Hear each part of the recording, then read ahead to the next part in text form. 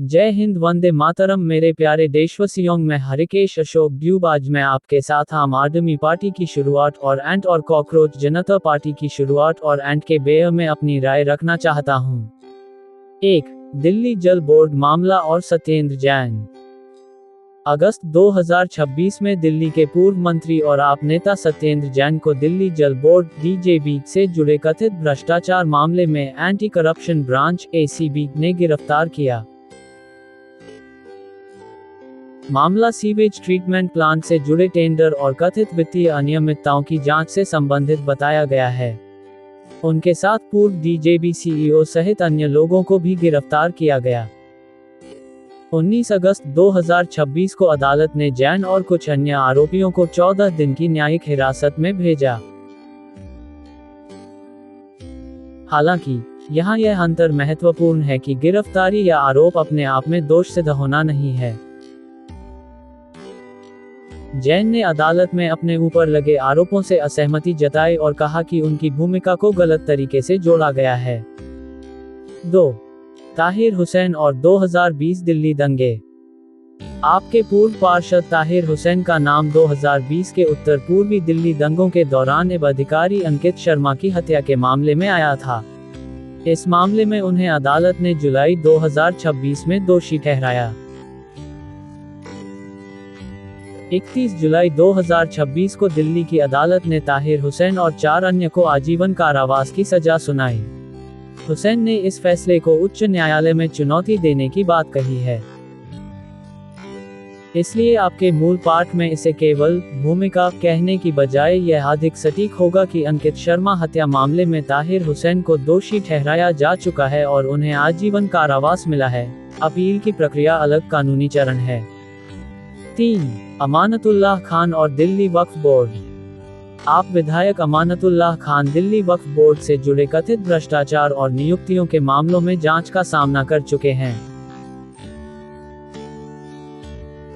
जुलाई 2025 में दिल्ली की एक अदालत ने वक्फ बोर्ड में कथित नियुक्ति अनियमितताओं से जुड़े मामले में खान और अन्य लोगों के खिलाफ भ्रष्टाचार के आरोप तय किए थे। दिल्ली वक्फ बोर्ड की आधिकारिक वेबसाइट के अनुसार, अमानतुल्लाह खान विभिन्न अवधियों में बोर्ड के अध्यक्ष रहे और जनवरी 2024 से बोर्ड के मामलों का संचालन प्रशासक द्वारा किया जा रहा है। यहाँ भी धांधली साबित हो गई कहना उचित नहीं होगा जब तक संबंधित मामले में अंतिम न्यायिक निर्णय न आ जाए। 4. दिल्ली शराब नीति मामला और अरविंद केजरीवाल। अरविंद केजरीवाल और अन्य आप नेताओं से जुड़ा दिल्ली आबकारी नीति मामला भी लंबे समय से न्यायिक प्रक्रिया में रहा है, लेकिन आपके संदेश में इसे सीधे केजरीवाल के भ्रष्टाचार का प्रमाण बताना वर्तमान स्थिति को सही ढंग से नहीं दर्शाता।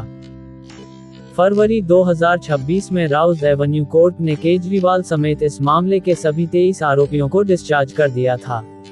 अदालत के अनुसार अभियोजन द्वारा आरोपों के समर्थन में पर्याप्त प्रथमदृष्टया सामग्री प्रस्तुत नहीं की गई थी। इसके बाद CBI ने इस निर्णय को चुनौती दी और दिल्ली हाई कोर्ट में मामला आगे बढ़ा। अगस्त 2026 में हाई कोर्ट ने केजरीवाल तथा अन्य पक्षों को CBI की याचिका पर जवाब देने के लिए समय दिया।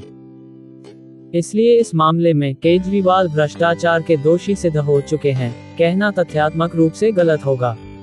मामला न्यायिक प्रक्रिया में है। 5. क्या इन मामलों से पूरी आपको दोषी कहा जा सकता है? ये सबसे महत्वपूर्ण राजनीतिक तथ्यात्मक अंतर है। इन घटनाओं से यह जरूर कहा जा सकता है कि आपसे जुड़े कई प्रमुख नेताओं को अलग अलग गंभीर कानूनी मामलों और आरोपों का सामना करना पड़ा है। सत्येंद्र जैन की DJB मामले में गिरफ्तारी और ताहिर हुसैन की हत्या मामले में दोषसिद्धि इसके महत्वपूर्ण उदाहरण हैं। लेकिन इससे ये निष्कर्ष निकालना कि पूरी पार्टी का मकसद सिर्फ तिजोरियां भरना था, एक राजनीतिक आरोप है, स्थापित न्यायिक तथ्य नहीं। इसी तरह केजरीवाल हर बड़े भ्रष्टाचार के सूत्रधार हैं कहना भी ऐसा आरोप है जिसके लिए प्रत्येक मामले में अलग अलग न्यायिक और जांच संबंधी प्रमाण देखना होगा। निष्कर्ष। आपके मूल संदेश का सबसे तथ्यात्मक निष्कर्ष ये होगा। आपके कई नेताओं से जुड़े भ्रष्टाचार और आपराधिक मामलों ने पार्टी की शासन व्यवस्था और ईमानदार राजनीति के दावे पर गंभीर राजनीतिक सवाल खड़े किए हैं। सत्येंद्र जैन की दिल्ली जल बोर्ड मामले में गिरफ्तारी और ताहिर हुसैन को अंकित शर्मा हत्या मामले में मिली आजीवन सजा गंभीर घटनाएं हैं। दूसरी ओर, अरविंद केजरीवाल के आबकारी नीति मामले में निचली अदालत द्वारा डिस्चार्ज किए जाने और सीबीआई की अपील लंबित होने जैसी घटनाओं को भी नजरअंदाज नहीं किया जा सकता। इसलिए राजनीतिक आलोचना करते समय आरोप, गिरफ्तारी, दोषसिद्धि और अंतिम न्यायिक निर्णय, इन चारों को अलग अलग रखना जरूरी है। कॉकरोच जनता पार्टी सीजेपी वर्ष 2026 में उभरा एक व्यंग्यात्मक राजनीतिक आंदोलन ऑनलाइन राजनीतिक मंच है। इसे महाराष्ट्र के अभिजीत दिपके ने शुरू किया। ये भारत निर्वाचन आयोग द्वारा मान्यता प्राप्त पारंपरिक राजनीतिक दल के रूप में नहीं, बल्कि शुरुआत में एक सैटिरिकल पॉलिटिकल मूवमेंट के रूप में सामने आया था। सीजेपी की शुरुआत कैसे हुई? मई 2026 में सोशल मीडिया पर युवाओं और बेरोजगारी से जुड़ी एक विवादित टिप्पणी के बाद कॉकरोच शब्द राजनीतिक व्यंग्य का प्रतीक बन गया। अभिजीत दिपके ने इसी संदर्भ को लेकर सीजेपी की शुरुआत की और देखते ही देखते यह ऑनलाइन युवाओं के बीच तेजी से लोकप्रिय हुआ। रॉयटर्स के अनुसार आंदोलन का संबंध बेरोजगारी, परीक्षा पेपर लीक और युवाओं की राजनीतिक भागीदारी जैसे मुद्दों से जुड़ गया। शुरुआत में इसका स्वर मुख्यतः व्यंग्यात्मक और डिजिटल विरोध आंदोलन का था, लेकिन बाद में इसके अभियान शिक्षा व्यवस्था और सरकारी स्कूलों की स्थिति जैसे वास्तविक मुद्दों तक पहुंच गए। सोशल मीडिया और वेबसाइट विवाद। मई 2026 में सीजेपी के एक्स अकाउंट को भारत में विदहेल्ड किया गया। सरकारी सूत्रों के हवाले से इंडियन एक्सप्रेस ने बताया कि सुरक्षा संबंधी चिंताओं के कारण ये कार्रवाई की गई थी। दूसरी ओर, सीजेपी के संस्थापक अभिजीत दिपके ने इसे सरकार द्वारा आंदोलन को दबाने की कार्रवाई बताया। इसके बाद सीजेपी ने अपने इंस्टाग्राम खातों और वेबसाइट तक पहुंच खोने का दावा किया। दिपके ने कुछ खातों के हैक होने का भी आरोप लगाया था। इन आरोपों को सीजेपी के दावे के रूप में देखना चाहिए, न कि सभी परिस्थितियों को न्यायिक रूप से सिद्ध तथ्य मानना चाहिए।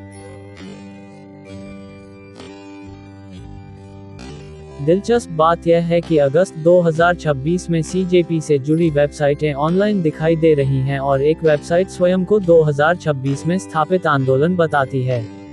इसलिए सीजेपी की वेबसाइट हमेशा के लिए बंद है कहना वर्तमान स्थिति में सही नहीं होगा। शिक्षा आंदोलन और स्कूल ठीक करो। सीजेपी का सबसे महत्वपूर्ण नया अभियान स्कूल ठीक करो है। इस अभियान के तहत संगठन सरकारी स्कूलों की वास्तविक स्थिति सामने लाने की कोशिश कर रहा है। इसके प्रमुख मुद्दों में शामिल हैं जर्जर स्कूल भवन, पर्याप्त कक्षाओं की कमी, पीने के पानी की समस्या, शौचालयों की कमी, बिजली की समस्या, डेस्क और अन्य बुनियादी सुविधाओं की कमी, शिक्षकों की उपलब्धता, ग्रामीण विद्यार्थियों के लिए स्कूल तक पहुंच और परिवहन। हाल की रिपोर्टों के अनुसार अभियान अब केवल भवनों की खराब स्थिति तक सीमित नहीं है, बल्कि ग्रामीण स्कूल परिवहन जैसे मुद्दों पर भी ध्यान दे रहा है। महाराष्ट्र में अभियान। अभिजीत दिपके ने महाराष्ट्र के ग्रामीण सरकारी स्कूलों की स्थिति को लेकर भी आवाज उठाई है। 20 अगस्त 2026 की रिपोर्ट के अनुसार उन्होंने महाराष्ट्र के स्कूल शिक्षा मंत्री दादा भूसे के इस्तीफे की मांग की और सरकारी स्कूलों में बुनियादी सुविधाओं की स्थिति पर सवाल उठाए। उन्होंने ग्रामीण विद्यार्थियों के लिए बेहतर स्कूल सुविधाओं और सुरक्षित शिक्षा व्यवस्था की आवश्यकता पर जोर दिया है। पीएम केयर्स फंड को लेकर मांग। 19 अगस्त 2026 को अभिजीत दिपके ने पीएम केयर्स फंड के उपयोग को लेकर सवाल उठाते हुए सुझाव दिया कि उपलब्ध धन का इस्तेमाल सरकारी स्कूलों की आधारभूत सुविधाएं सुधारने में किया जा सकता है। ये दिपके सीजेपी की राजनीतिक मांग और राय है, इसे सरकारी नीति या स्थापित तथ्य के रूप में नहीं देखा जाना चाहिए। राजस्थान में स्कूल ठीक करो विवाद। राजस्थान में सीजेपी के अभियान को लेकर विवाद और बढ़ गया। शिक्षा विभाग ने सरकारी स्कूल परिसरों में बाहरी लोगों के प्रवेश को लेकर अनुमति संबंधी प्रतिबंध लगाए। रिपोर्टों के अनुसार स्कूलों में निरीक्षण करने वाली बाहरी टीमों को प्रधानाचार्य या स्कूल प्रमुख से पूर्व अनुमति लेने की आवश्यकता बताई गई। सीजेपी ने इस कदम पर सवाल उठाया। इसके बाद जयपुर जिले में सीजेपी के स्वयंसेवकों के स्कूल निरीक्षण के दौरान कथित झड़प हुई।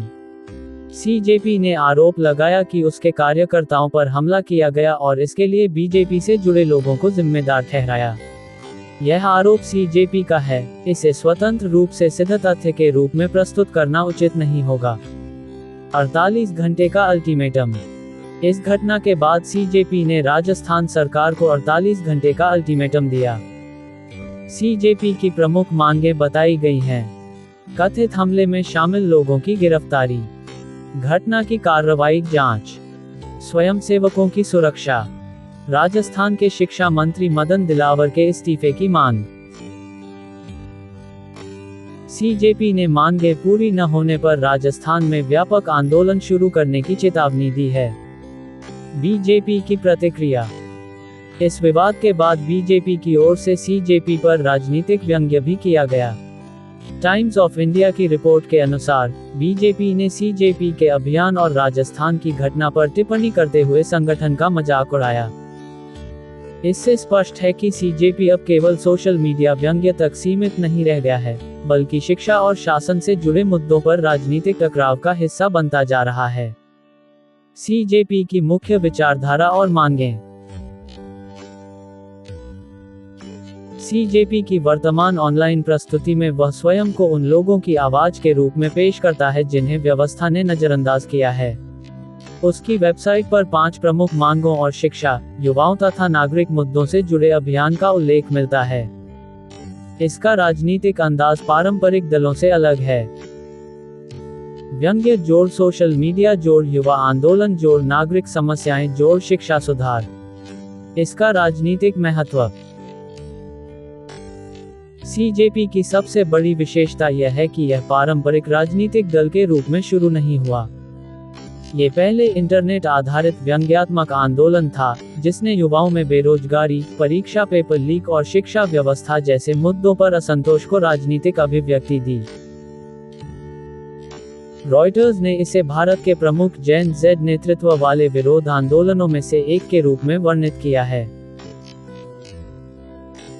अब स्कूल ठीक करो के कारण इसका फोकस सरकारी स्कूलों की जमीनी समस्याओं पर बढ़ गया है। वर्तमान स्थिति का सार।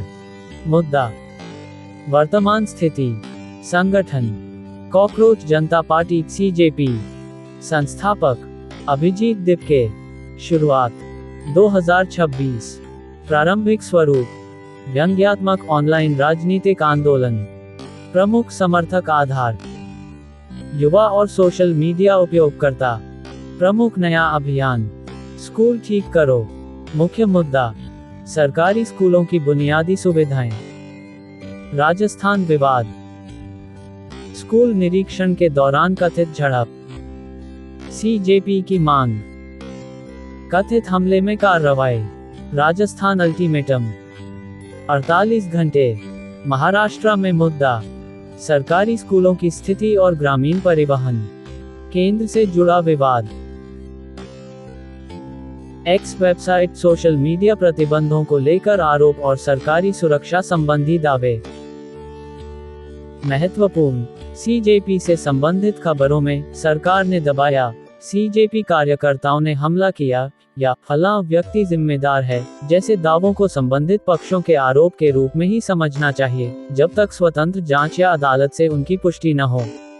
वहीं वेबसाइट एक्स प्रतिबंध, स्कूल ठीक करो अभियान और 48 घंटे के अल्टीमेटम जैसी घटनाओं के बारे में अलग अलग समाचार स्रोतों में रिपोर्ट उपलब्ध हैं। धीरे धीरे यह सारी चीजें समाप्त हो जाएंगी, मुद्दे से या भटक जैन सीजेपी वाले और एक नए भ्रष्टाचार की ओर अपना कदम बढ़ा देंगे। ना ही कोई सरकारी स्कूल आज बना है और ना ही यह कोई नया मुद्दा है। बेरोजगारी, शिक्षा, कृषि क्षेत्र, टेक्नोलॉजी का क्षेत्र, इन जगहों पर इन्होंने जानबूझकर मुद्दे खड़े रखे हैं ताकि आज नहीं तो कल केजरीवाल की तरह एक नया नेता आए और देश के युवाओं को भटकाकर अपनी तिजोरियां भर के चलता बने। चलिए अब हम कंपेयर करेंगे आम आदमी जनता पार्टी और कॉकरोच जनता पार्टी को एक साथ। आपके मूल विचार और भाव को बनाए रखते हुए वाक्य विन्यास, शब्दों और व्याकरण को शुद्ध करके इस प्रकार लिखा जा सकता है। आम आदमी पार्टी और कॉकरोच जनता पार्टी ने मिलकर देश को बहकाने और युवाओं को उनके प्राथमिक मार्गों से भटकाने में कोई कमी नहीं छोड़ी है। इतिहास गवाह है कि जब जब इस प्रकार के आंदोलन देश में हुए हैं, तब तब उनके परिणाम कई बार गंभीर और दुखद रहे हैं। भ्रष्टाचार की बात की जाए तो हमारे देश के विभिन्न क्षेत्रों में भ्रष्टाचार की समस्या लंबे समय से दिखाई देती रही है। अलग अलग राजनीतिक दलों और नेताओं पर समय समय पर विभिन्न क्षेत्रों में भ्रष्टाचार के आरोप लगते रहे हैं। भ्रष्टाचार लगभग हर क्षेत्र को प्रभावित कर सकता है, चाहे वह कृषि क्षेत्र हो, तकनीक का क्षेत्र हो, व्यापारिक क्षेत्र हो, विद्यालयों से जुड़ा क्षेत्र हो या शिक्षा व्यवस्था। अलग अलग लोग और संस्थाएं भ्रष्टाचार के नए नए तरीके खोजने का प्रयास करते रहते हैं। नई नई पार्टियां बनती हैं, नए नए नेता सामने आते हैं और अलग अलग मुद्दों के माध्यम से जनता का समर्थन प्राप्त करने का प्रयास करते हैं। ऐसे में आज हम सभी, विशेषकर युवा पीढ़ी को गहराई से विचार करना चाहिए कि जो कुछ हमारे आसपास हो रहा है, क्या वह वास्तव में सही दिशा में हो रहा है। क्या हमें केवल राजनीतिक नारों, आंदोलनों और भावनात्मक अपीलों के आधार पर अपना निर्णय लेना चाहिए? क्या हमें बिना तथ्यों की जांच किए किसी भी नेता या राजनीतिक दल के पीछे चलना चाहिए? हमें ये समझना होगा कि किसी भी राजनीतिक दल या नेता का समर्थन करने से पहले उसके विचारों, नीतियों, कार्यों और उपलब्धियों का निष्पक्ष मूल्यांकन करना आवश्यक है। केवल राजनीतिक दलों और उनके नेताओं का समर्थन करने से देश का विकास सुनिश्चित नहीं होता। देश का वास्तविक विकास तभी संभव है जब युवा शिक्षा, विज्ञान, तकनीक, रोजगार, अनुसंधान, उद्यमिता, कृषि और राष्ट्र निर्माण जैसे महत्वपूर्ण क्षेत्रों में सकारात्मक योगदान दें।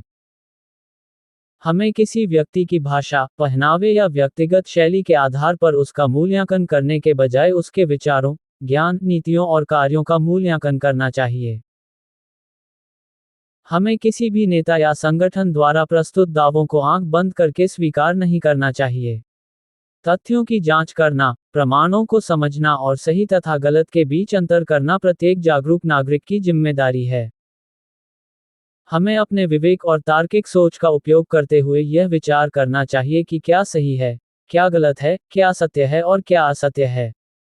किसी भी सूचना को केवल इसलिए सच नहीं मान लेना चाहिए क्योंकि वह सोशल मीडिया, भाषण या किसी राजनीतिक मंच पर कही गई है। रास्ता चाहे कितना भी कठिन क्यों न हो, हमें हमेशा सत्य, न्याय और ईमानदारी के मार्ग पर चलने का प्रयास करना चाहिए। देश के प्रति पूर्ण रूप से समर्पित होकर, निस्वार्थ भाव से और सकारात्मक सोच के साथ हमें भारत को आगे बढ़ाने में अपना योगदान देना चाहिए। जय हिंद। भारत माता की जय। आप अपनी राय कमेंट में लिखकर हमारे साथ साझा करें।